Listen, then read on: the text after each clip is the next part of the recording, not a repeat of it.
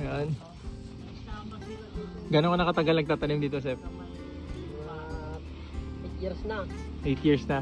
Oo. Ayan. Anong mga pinakagusto mong itanim? Ang palaya. Ang palaya. Oo. Oh, may sarili kang taniman na. Wala.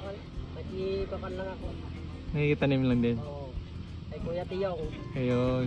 Oh, lawak ng taniman nyo dito ah. Taniman ni Kuya Tiyong. Ayan. Anong pinaka nagustuhan mo sa pagiging farmer? Maganda rin sa bukid. Pagkan, maraming kasama. Masaya. Oo. Ayan. Lahi. Anong pangarap mo, Joseph? Sa buhay? Yung gaganda rin para saan?